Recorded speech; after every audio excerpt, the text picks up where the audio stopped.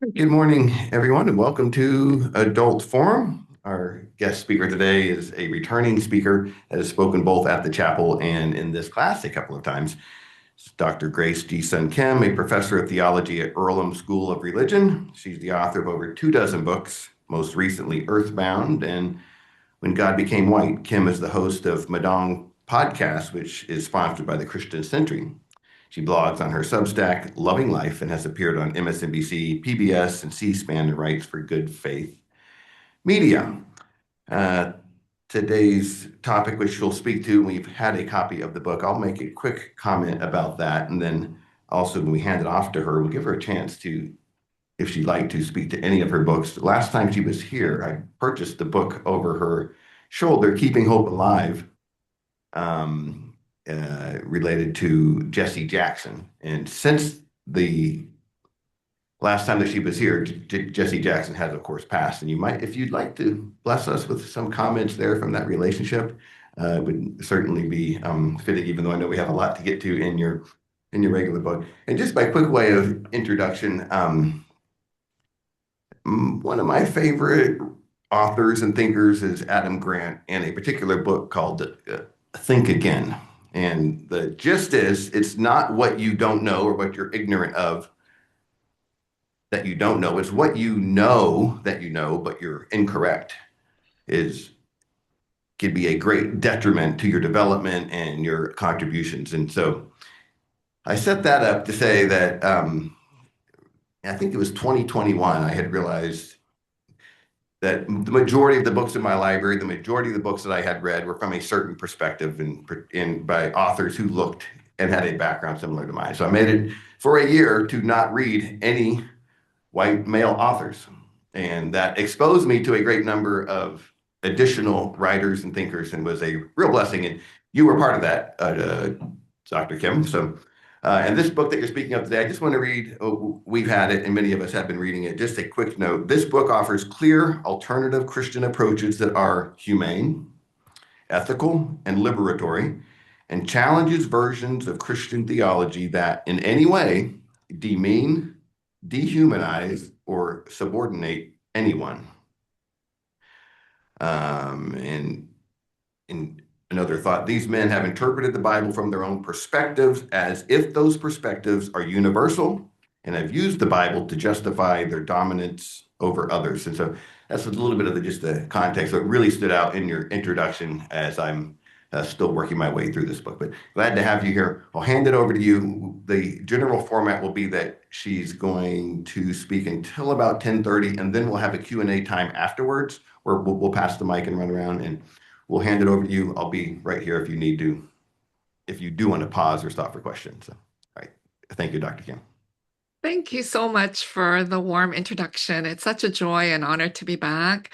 It was a big joy to be there in person last summer. So I hope one day they will invite me back so I can do the adult forum in person. And I'm so thrilled that you got my book, Keeping Up Alive. Since Reverend Jackson passed, it's been a very popular book. So many churches and many groups are now reading it because, while he was alive, it was a living legacy document. And it has the two DNC speeches and his other sermons and speeches. So I'm so thrilled that you got a copy. And I'm just honored to be back today to talk about the new book, Feminist Theologies, I co-wrote with Susan Shaw. So this is our third and our last book together. She retired in December 2025 and said she will not write anymore. And then suddenly she got an offer to write just a solo book. But anyway, this will be our last book together. And it's a trilogy, kind of. So it's really exciting to kind of end on that note. If I do go past 10:30, please stop me because sometimes I get a little excited and carried away. So I may just ramble on. But we wrote our first book called Intersectional Theology, and it was quite exciting to co-write a book together. When I was doing my PhD program, I had two directors. One of them was Dr. Harold Wells, and he co-wrote a book with his wife. And I was really young, 20 something, and I said, wow, that's so exciting. It's so romantic. How exciting it is to write a book with your wife. And he said to me, which I will never forget, he said, we're still lucky to be married together, to stay married, because it's not easy to co-write a book. I've had friends who are co-writing and they fought over periods and commas and apostrophes, etc. But for Susan and I, it's been a real joy to co-write. So after we wrote Intersectional Theology, we wanted to write our second book together. And at that time, and still today with the Epstein files and Cesar Chavez, there's so many sexual assault and sexual violence cases. So we wrote Surviving God, which deals with sexual violence in the church and society. And after that was done, she said, well, let's do one more together. And that's how this Feminist Theologies came about. It's part of a series with Routledge where everything's the basics. So I don't know, they have economics, the basics, church history, the basics, philosophy, the basics. And so this is a very basic textbook on feminist theologies. It's kind of like an introductory book. And it was really fun to write it with Susan because every time I'm writing, I'm learning so much too. I always thought I knew everything about feminist theology because that was also part of my work for the last 20, 30 years. But it was good to write this new one.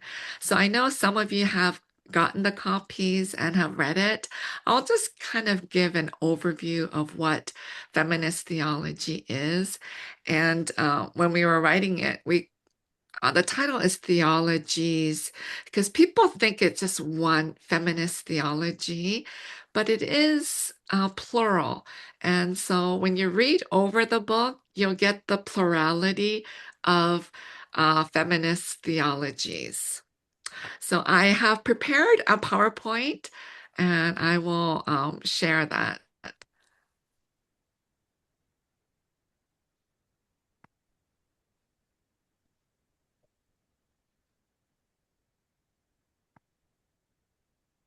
Okay, so um, feminist theologies. I love the brilliant color, so I hope you love the color of the new book. So when we think about church and the Bible and men and women, we tend to think about uh, the male disciples or all the men around Jesus for many reasons, because it was a patriarchal society and culture, and you see that in the Old Testament too. So there is um, the the patriarchal lineage with Abraham, um, Jacob and Isaac, and it goes on and on, the whole lineage to Jesus. So we know that the Old Testament and the New Testament was written within a patriarchal culture, and I think we're still living in a patriarchal culture when we think about the sexual violence against women, the economic disparity between men and women, and there's a lot of still gender injustice around women today. So we're still kind of living under that. And so when you're living under patriarchy, we forget about the various women in the biblical stories in the Old Testament and the New Testament. And it's quite interesting that some of these women's stories have been included because if the scripture was written under patriarchy, you would think that, okay, it's not that important to include women's voices or women characters. But somehow they made uh, not all, because it's still a very patriarchal book. But it's interesting that some of these women's stories got included. I'm feeling that my PowerPoint is cut off. I'm not sure why the PowerPoint on my end it looks cut off, but hopefully it's not too much cut off when you're viewing it. And we just had Easter, and when we think about even the story of Easter, we center it around Jesus's disciples. The story of Peter's denial of Jesus when they come to arrest him in the Garden of Gethsemane. The disciple cuts off the soldier's ear. So there's a lot of stories centered around Jesus, and we forget about the woman, and we forget that the women were at the cross. Besides John, all the other disciples were very afraid. They hid themselves in an upper room, or they just scattered, and they were so afraid that they were going to get arrested. But it's interesting that the woman stayed at the cross, and it was the woman that came to the tomb 3 days later to anoint Jesus. And it was Mary that was sent out to share the good news with the disciples. So that's to say that there were many women around Jesus. So not only were they at the cross and at the tomb and were the first apostles to share the good news, there were other instances of women who were around Jesus. So, some of them supported Jesus, some of them housed Jesus, some of them fed Jesus. They were there as the disciples, and we kind of forget that. So, when we're doing feminist theologies, we're kind of going back into the Gospels, into the biblical text, to understand that there are these women who were around Jesus and they were very important. Um, so I want everyone to keep that in mind. So when we think about Mary Magdalene, she was a disciple, and I forget which pope now at the top of my mind, uh, top of my head is he associated Mary Magdalene as one of the prostitutes. And so she always got a negative understanding, and there was no basis for that. But since then, the church has also kind of put Mary in a very bad light. So we have to remember also that stories of women get turned around. And this has happened in many stories like Bathsheba, David and Bathsheba. Bathsheba is looked at as, oh, she kind of lured David as she was bathing. So that has been some of the stories around Bathsheba. But when you look at it in a different lens, through feminist lens, you realize that she was actually a victim of patriarchy and of King David. She was raped. She was brought to the court and she was basically raped by King David. And we know all the other consequences that happened. So we know that women's stories get changed, or the interpretation of these women get changed. So we see that with Mary. Lydia was another important person. She hosted an early form of church in her own home. We know that there were ho- uh, church houses during the early times, and so she was one of those who hosted. There was also Phoebe, who was a deacon and served the church and did various work um, in building community. So, some scholars theorize that a woman may have written some of the biblical books, such as the book of Hebrews. We don't know. And that's also to say we don't really know all the authors of scripture, either in the Old Testament and in the New Testament. We put names of people like Mark and Matthew and Luke and John, and even in the Old Testament with Elijah and Ezekiel, Jeremiah, but we don't know exactly who wrote these biblical texts. And some scholars say there are multiple writers in one biblical book too. So we don't know because it happened so long ago. Today in the digital world, we can tell right away who wrote, and it's hard to kind of lose the author. But the authorship, 2,000 years ago, 3,000 years ago it's very difficult. And so we don't know the exact author of these books, and there could have been women contributors. So that's very important to understand. Women showed up all over early Christian sources. And so we have to remember that even though women have been made invisible, women's footprints are there. I actually wrote a book called Invisible many years ago, and that was to show how Asian American women are made invisible in this wider society.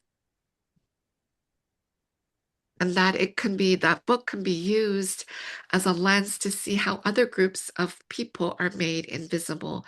And so we know that women have been made invisible throughout the Hebrew Bible and in the New Testament. So just to remember how women's voices have been discarded is important to recognize. Women were the majority of Christians in the Roman Empire, and their predominance and active roles in the movement led to great derision by contemporary critics of Christianity. When we think about the writings of Paul, Paul wrote, the New Testament was written under the Roman Empire, and that's why when we think about um, when Jesus rode into Jerusalem, the Palm Sunday, many people who were, singing Hosanna, Hosanna in the highest, some of them, because they were expecting a king to come to overthrow the Roman Empire and, create a new Israel, many of them thought that that's what he was going to do, to come into Jerusalem, to overthrow those in power, the Roman Empire. And so that's why they were so jubilant and joyous. But that's not why Jesus rode into Jerusalem. He knew what was ahead of him during the week. And so we call it the Passion Week. And he knew that the crucifixion was close by.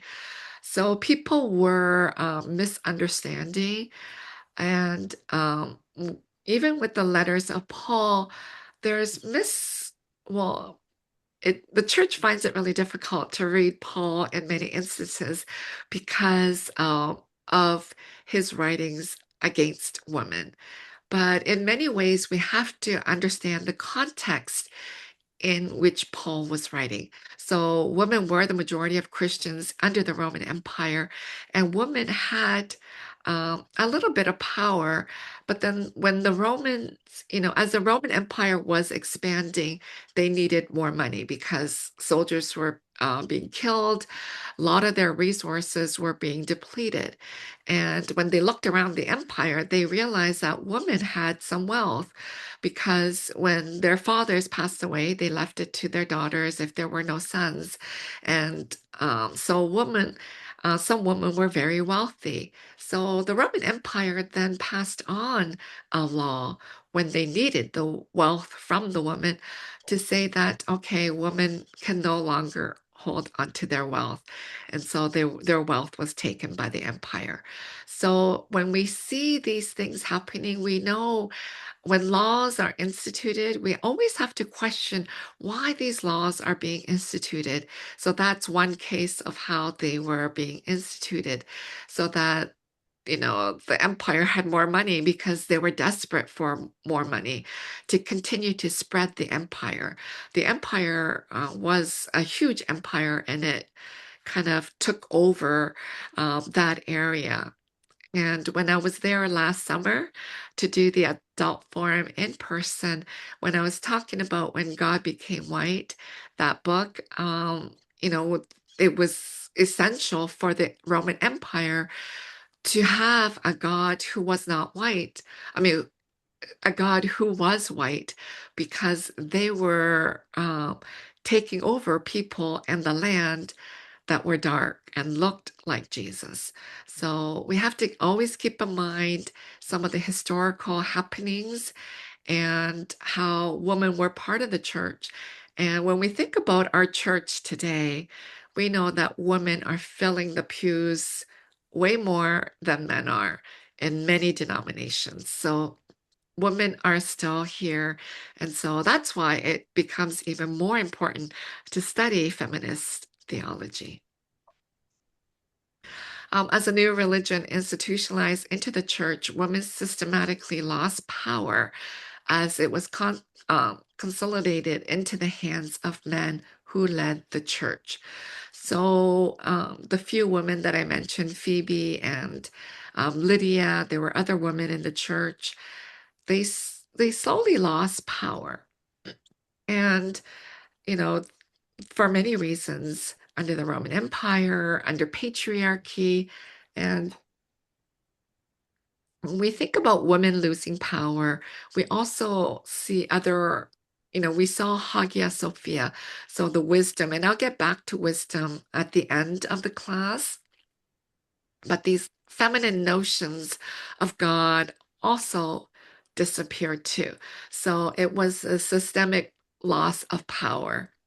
And when we think about the Roman Catholic Church, uh, the institution of priests and bishops and archbishops and popes, their reasoning of why women cannot be ordained. And I think it was used by many of the churches, and it's only very recent, like 50 years or so, that certain denominations are ordaining women, like the Methodists, the Presbyterians, certain Baptists, and so forth, are ordaining women. That's very recent history when you think of the 2,000-year history of the church.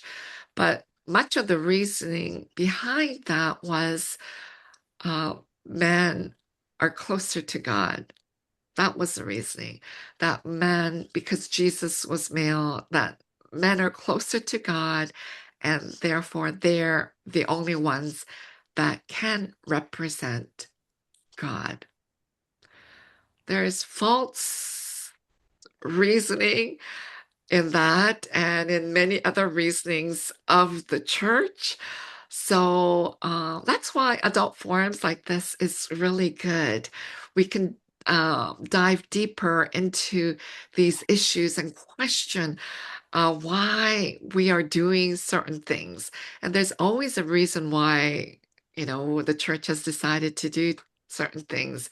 Anyway, so women who were disciples of Jesus were so fixated on the 12 disciples of Jesus, but there were other disciples around Jesus, and among those other disciples were women. So always keep that in mind because we're just so fixated on the number 12. But there were a lot of other disciples around Jesus. Women were there, as I mentioned. And so here we see that women are now slowly losing power. When we move into the Middle Ages, we see that there were many women mystics who made a contribution. Hildegard, Julian of Norwich, Catherine of Siena, Teresa of Avila, and they wrote really passionately about their personal and intimate encounters with the divine. And these pieces of work are still with us, and they are life-changing work for many people. But that these women mystics were around and they impact our theology even today. I think that just shows you um, that God uses not just the men, but the woman. And so that's why feminist theology is important for us today because we continue, there's many congregations, many denominations, many Christians, and especially under Christian nationalism today, that want to continue to make women invisible in the church, make women's voices unimportant in the church. But we see pockets of people in the early church, in the Middle Ages, and these women mystics, their works are very powerful. And that God didn't just appear to men, but to women. And we see this, it's quite interesting when we go back into the Old Testament. So the women mystics, they're encountering God, and these are very mystical experiences. And some of them, uh, in their writings, if you dig into them, they're struggling whether to write them or not, but they are moved to write these mystical encounters, it's quite interesting when we go back into the Old Testament. So the story of Abraham and Sarah is a key story for the Jewish people and for Christians. And because that is the calling, God calls Abraham and God says, I will, there will be a lineage, you know, as big as the numbers of the stars in the sky. So Abraham is an important figure. And so God promises him a lineage. He gets old, Sarah gets old, they're impatient. And so he and Sarah says, well, use my slave woman who is Hagar. So that story is kind of important because Hagar gives birth to Ishmael, and then Sarah gets upset because Sarah, is promised a son. Isaac is born. Isaac and Ishmael, Sarah has jealousy. There's other um, kind of problems, complexities, there's no simple relationship anywhere in the world. So Abraham sends Hagar out.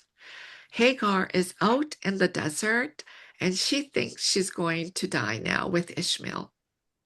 And God suddenly encounters her and gives her this running rush of water. And she drinks it, gives it to Ishmael, and she actually she's one of the first to name God and in that encounter. And she names God El Roy, which means God who we can see, or I can see God.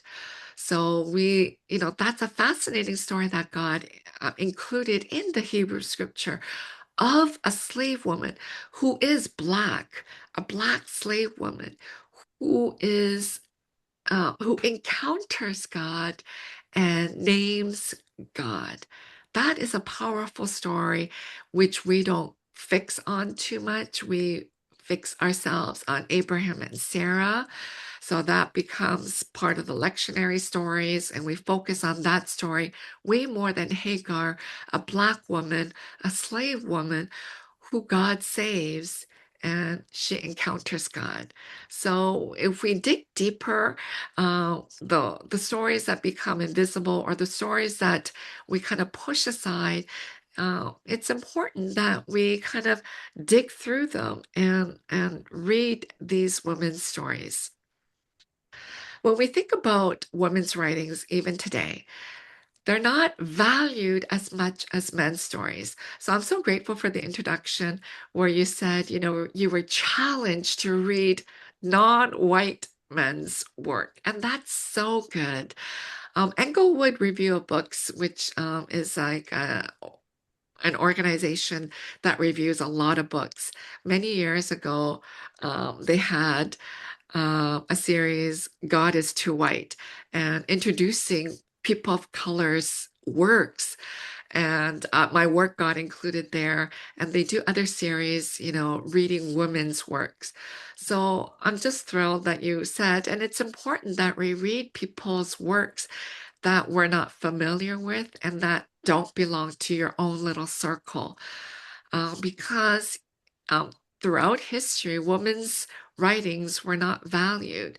When we think about Wuthering Heights, because that's a new movie that came out, Emily Bronte um, wrote under a man's name because she thought she would never get her book published.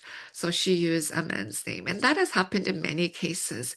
And so women's writings are not valued as much as men's. And this happens with Christian writers too, with theological writers. People in the seminary still value men's work over women's work. So it's interesting that this still happens today. Academic texts become prioritized as standards for Christian belief and practices. Women's writings, which usually focus more on the everyday, the mundane, the emotional, the experiential, become marginalized. But when we really think about the everyday, the mundane, the emotional, the experiential, that's how we encounter God. I just shared the story of Hagar. Hagar was near death in the desert with Ishmael, and then she encounters God. Many of the mystic writers, they were doing the everyday, the mundane. That's how they encounter God. And when we think about our own lives today, that's how we encounter God. We don't have these lightning or thunderbolt experiences. They're in the everyday that we encounter God. And so, we need to read diverse voices and encounter God in these diverse voices because God comes to us in various ways. And in most cases, it's not the thunderbolt or the lightning encounters, they are the mundane. Women's engagement continued through the 16th and 17th century, while a few offshoots of Protestantism supported women's active engagement. On the whole, Protestant beliefs and practices continued the ongoing suppression of women's involvement in the shaping of systemic theology. When we think about the Protestant movement, which most of us belong to, you at Duke and ordained Presbyterian Church USA, the Protestant Reformation was to say that we are all the priesthood of all believers.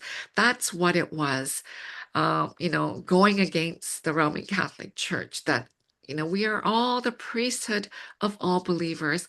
And that should have actually liberated women, right? That should have said, okay, women are also priests. We are part of the priesthood. That's what the Reformation was about. But in many ways, the Reformation continued to oppress women because instead of like the mystics, they or the nuns who were part of the church, they had a role in the church. But suddenly, the woman under Protestantism, their role became, oh, be a good uh, minister's wife. That became one of the roles.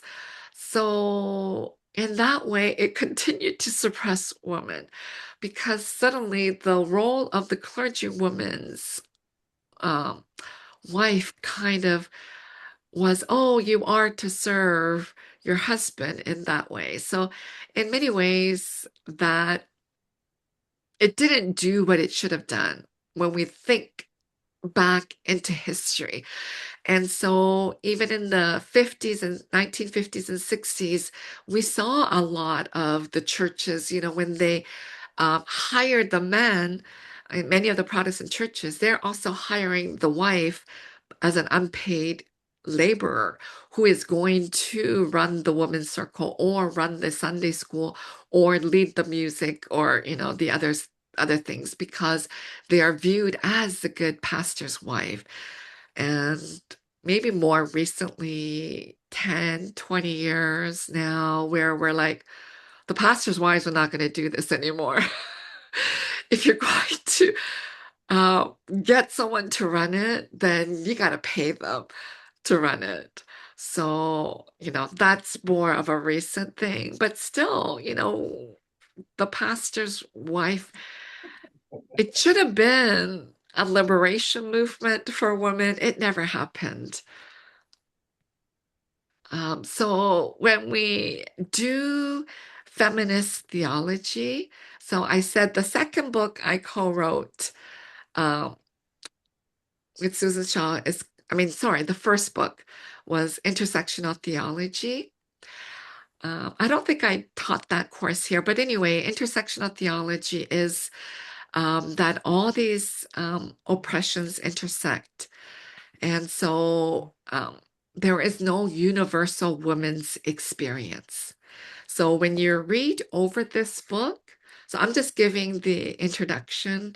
you'll see Asian American feminist theology, womanist theology, ecofeminist theology, African women's feminist theology.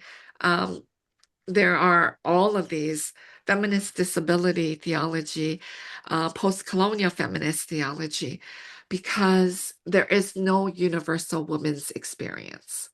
So that's why we had to pluralize this, because women in Africa have different experiences than women here in North America, and immigrant women have different experiences than maybe the dominant white woman, etc., etc. So that's what this intersectionality wants to focus on, that our women's experiences are shaped by race, ethnicity, sexuality, social class, ability, age, and nation of origin. There's all these intersecting identities.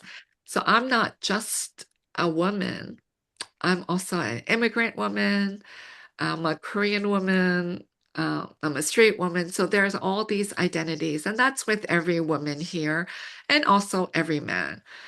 We have these multiple identities.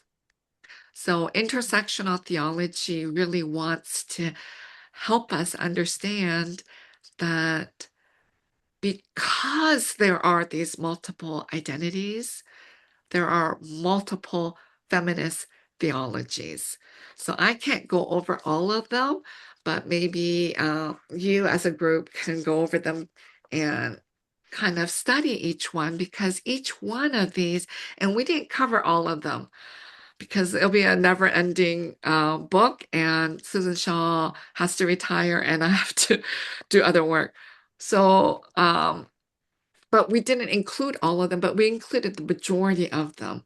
And to show that because women have these multiple identities, we have to do these in different ways. Also, the idea of woman as a biological reality is challenged, as woman is a socially constructed concept. So there are feminist theorists who would say, you're not born a woman, you become a woman. Okay, so that's something for you to think about. You can disagree with any of these things, which is fine, because that just helps us to dig deeper and grow more in our understandings. Um,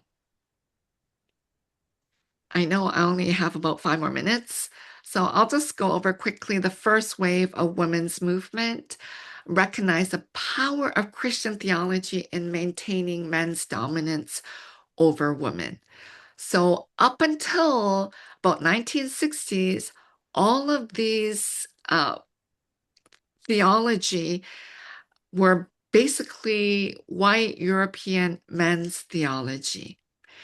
And as they were doing these theologies, it was to keep women subordinate, keep women in their place in the home, oppressed and silenced.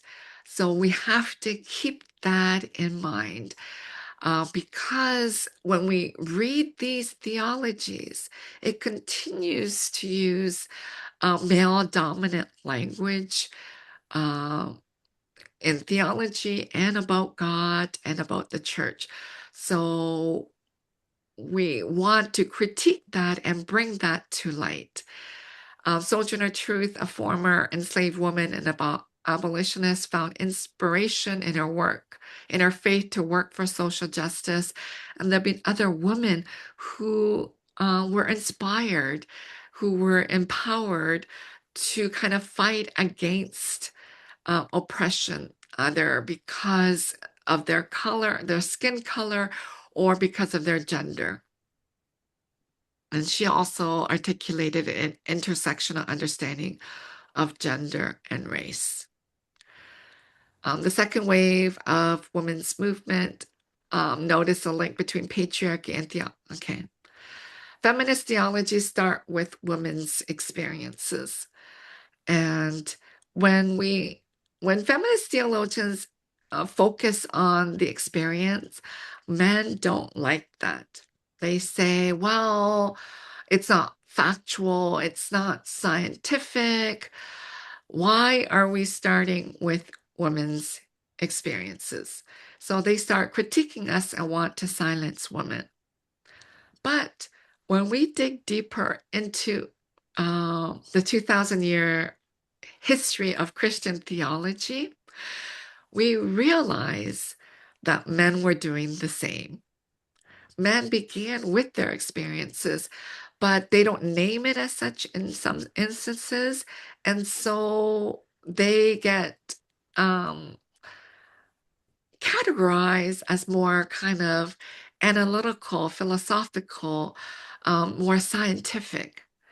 But I could name many of the major theologians. So when we think about Augustine, very big theologian, influential in the church, he talked about his sins a lot, his experiences. He began there and talked about atonement theory, talked about sin and salvation because of his sexual sins. So we know that him, a major theologian, began with his experiences. When we think about Luther also began with his experiences. He saw the experiences of selling indulgences, some of the problems in the church, of the Roman Catholic Church, and he those were experiences, and he would talk about his own sins and through the confession that we can, you know, go directly to God to confess our sins, and that's what he did. And when he thought he was finished, he wrote. He remembered another sin left unconfessed, and he had to go back and confess his sins. So many of these theological works began with these male theologians' experiences. So we women want to begin with our experiences because our experiences are different from men's experiences. So our experiences, our bodies are different. So we have experience of either giving birth or of sexual violence. So we want to begin with those experiences, which are different from, well, some of them do overlap from men, but that's how we want to begin. And because our experiences are different according to our race, ethnicity, class, gender, ableism, that's what we want to focus on. Okay, so I think I'm at 10:30 and I love to keep track of time. If there's any questions, I would love to answer any questions. Thank you so much for listening and hanging on to my presentation. All right, thank you very much. And there's some applause throughout the room. Um, so appreciate that. Can we first go online? I'm going to check a microphone. I got to make a quick adjustment. Is there anyone online that would like to ask a question? If you speak, you'll be front and center, and we'll also be able to hear you. Let's check with our online attendees. Dr. Kim. In talking about encountering God in the everyday, in the mundane, any suggested practices to help focus us in that direction? Yeah, I am writing kind of like a devotional right now, Mhm. and it's kind of tentatively called kind of Encountering God in the Everyday. So in my Intro to Theology class, I have a short assignment, Introduction to Theological Reflection. So reflect on your life, just the everyday life. So it can be just a walk that you're walking. Maybe it is just sitting and resting. But if we make a little effort into um, seeing God or seeing or encountering God, our eyes open a lot. In the everyday mundane, as you're walking, you can see the flowers. So this morning, I was watching a TikTok video of, I forget the woman astronaut's name who just returned from Artemis 2. Christina Koch from NC Okay. State. She's local. Yeah. Oh, is she local? Well, at least went to college here. Yeah, so I just heard a very short clip of her talk, and she's like, she's like the first woman to go that far too. And one of her last statement, she said it was incredible. I can't imagine how incredible that journey could have been. And she just said, as she looked at the earth, she said that we are all, I'm just paraphrasing because I can't remember exactly, that we are all crew members. And to me, like people gave her a standing ovation. I don't know how everybody heard that, but for me, because I'm doing climate change, and I know my last talk here at the chapel, the Duke Chapel, was on Earthbound. She saw it as like a spaceship, and we each need to do our part. So that was her encounter. And for me, yes, we are on the spaceship. And when I talked about climate justice, I've talked about the analogy when we're on a cruise ship. So I've been on a few cruise ships, and maybe about 8 years ago, there was one cruise ship incident where the human waste was going into the hallway. Like there was some disaster. You may recall. I forget what cruise line it was, but there was human waste kind of going into the hallways, and it was just flooding the ship because there was some mechanical error. And I thought, this is exactly what's happening on planet Earth, that if we don't take care of the earth, we're going to destroy it. But her statement was very poignant. I just thought, oh my gosh, we are all crew members. And that's kind of what I've been saying. We're on a cruise ship. So it is this everyday. We don't get to go out in space, but in the everyday, you get to encounter. I don't even know if she's Christian, but her statement was very theological to me. When we go on a walk and we see the flowers or a blade of grass or a bird, you recognize the beauty of creation and that this could have only come from God. And that's how we encounter God in the everyday. I think we are living in abundance here in the US, but things shift, and like some parts of the world who were very rich at one time are very poor, and Mhm. empires rise and fall.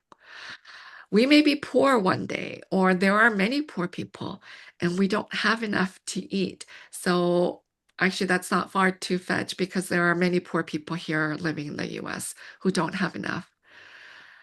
But when they get the food, many of them are giving thanks. We sometimes forget to give thanks because we take food for granted, that we can just get it.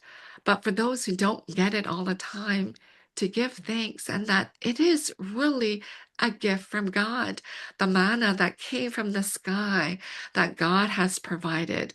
We forget that in the everyday, through our walking, we don't need to sit and meditate all the time, but we get to encounter God. So if we just open up our eyes, um, I always give this analogy of I love the show Ripley's Believe It or Not. Do you remember that show? Yeah, I wish they had it on, but we don't need that anymore because we've got social media. But Ripley's Believe It or Not, the premise was you can't believe this man will pull a truck with a rope around his mouth until you see it, right? And then, the whole premise. And then at the end of the show, he does it, and we're just amazed because how can this man pull a truck, an 18-wheeler with a rope around his mouth? And we get so fascinated. So it's believe it. And I mean, it's you see it and you believe it. But in Christianity, over and over again, what Jesus is talking about is you believe and then you can see. It's the other way around. It's not you see and you believe, but it's you believe and you see. So he says that, blessed are those who have not seen and then they yet believe. So if we believe, then we can see, our eyes get open and we can encounter God. And I think that's, I'm giving a long answer to your short question, but, when Jesus says, love your neighbor, it's not just those who you like, it's the enemies. Those who you dislike, you are to love. Because when you look at them into their eyes, you can see God in them. And then you can build a relationship with those who you can't get along. It can be your family member too, or a friend that you fought with. But anyway, it's a long answer, but sorry. I hope that helps answer your question. Yeah, thanks. Thanks for the question and answer. Ken? Yeah, hi, thanks for the talk. Just a question. So I grew up in a very conservative evangelical church setting. So I'm just kind of wondering how, if you could address, in that setting, a lot of people use the writings of Paul, First Corinthians, for example, like women should be silent in church, as the way to basically just kind of push women to the side in all manner of church functions and activities. And just kind of wondering how you see that changing and your publications and talking about your current book, how that is kind of going over, and if you see kind of a change a little bit in some of those fields and maybe some of the pushback you might be getting from some of those people too. Yeah, thank you for both of these questions. It's very, very important question because it helps us, when as Christians, we're supposed to work for justice, whatever work, racial justice, climate justice, gender justice. This is all God's work. So there are many biblical passages that are very hard to read. So you gave a good example, Paul's writing. But there's lots in the Old Testament too, where supposedly they're supposed to go in and bash, kill everyone and bash the baby's head on the rocks. Other stories of rape, raping the woman.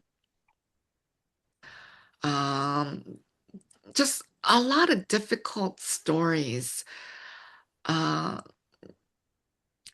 that are really, really hard to read. So, what are we supposed to do with these hard stories? The story of Jephthah's daughter. Jephthah went into war, and if he wins, he promised God, whoever comes, the first thing that comes out of my house, I will slaughter and sacrifice to you. He expected an animal to come out, and lo and behold, his daughter comes out.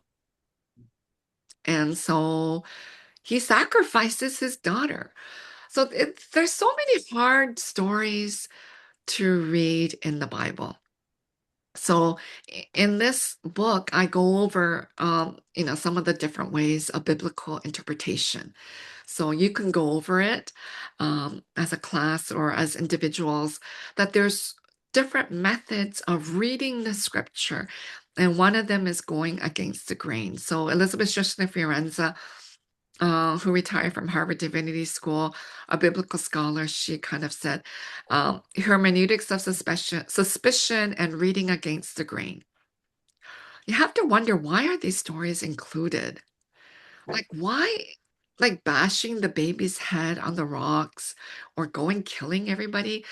That doesn't sound so loving to me. But these stories are included. And so we have to read against the grain, read what is missing, read the context it was written, and see, what does it mean for us today? Some of those difficult stories in the Bible, I don't think we're supposed to apply them to our lives. Although some presidents, plural, have been using them to go into war and engage in war, and other world leaders. misinterpreting scripture, misusing them for their own gain. That, hey, men could go and rape women because it's so biblical. So the writings of Paul, we also have to read them in context, so under patriarchy. And if you are a parent or a grandparent, niece or nephew, or a teacher in a school, you never say to kids, be quiet unless they're noisy. So I spent most of my motherhood, my kids are all old and they don't live at home anymore. But I've spent most of my motherhood yelling at the kids to be quiet, either in the house or in the church or wherever they are in the car, because they're too loud. I had three and they're always arguing about something. I had other friends who their kids never fought, and I'm like, why are my kids arguing all the time? So I'm always yelling, be quiet, right? We're gonna say grace before a meal, and they're all still screaming at each other, be quiet. So when I think about Paul's writing, you know, women be silent. You're never telling them, you're not telling the children to be silent unless they're talking. You're not telling the women to be silent unless they were already teaching and preaching. So women were doing God's work. They were preaching and teaching, but that caused problems in some churches. And so Paul is writing to specific churches, right? So slaves, obey your master, to certain churches because their churches are fighting. You know, people are fighting in the church. And that's not different from today. We're fighting about so many things, money issue. We're fighting about um, ordination, women's ordination, um, full inclusion in the church. The Methodist Church just went over that, and churches are falling, they're separating. Presbyterians went over that, and churches separated, they left the denomination. So it's nothing new. So Paul is trying to bring peace to some of these churches, Corinth or in the Philippian, you know, the Philippian church, etc. So he wrote that letter, Women Be Silent, to say, let's have some peace. And he felt that that was probably the only way to bring peace. So we say, is it for all time? I don't think so. So you have to read these texts. And, you know, I grew up in the conservative evangelical church too, just like you. So we read these texts and we ask ourselves, how do we apply it for us today? For me, that passage is saying women were teaching and preaching. They were doing God's work. Let the woman preach and teach too today too. So anyway, thank you for that question. All right, thank you. And how convenient for, you know, males to direct females to be quiet too. I mean, just the perspective of who is writing it and just the, you know, if you look at this overall, what's going on, oh, and it happens to be to your advantage, to your great advantage also. Interesting. Is there perhaps a correlation? Nelson had maybe saw a 45-minute video. Oh, okay, long, but apparently material development Notre Dame. Longer statement here. I just want to click the link and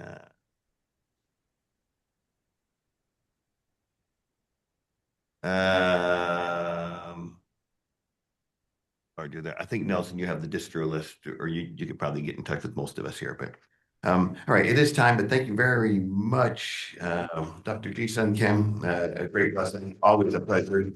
I'm so comfortable again just looking at your books, and I'm so thankful for you and all of these books that you have written behind you, of all of which I now have on my shelf. Not this book, Oh, quite the that's so same. wonderful. Well, it's so wonderful for me because this has been, you have personally exposed me to so much more and challenged me uncomfortably, might I say, to, well, as I stated in the beginning, it's not what I don't know, it's what I think I know that's incorrect. And you have been influential in my personal life and faith journey. So thank you. Also, just a quick shout out. We do have the Education Committee has a racial equity retreat next Sunday. Saturday, sorry. Yeah, so the details are in there, but just want to mention that as well if you're able to attend that. But thank you so much. Thank you for all who attended online, and can't wait to see you again or to hear you again. Or Oh, thank you so much. It was or a joy. in one Thank of the you, books. thank you, thank you. Okay. Thank you.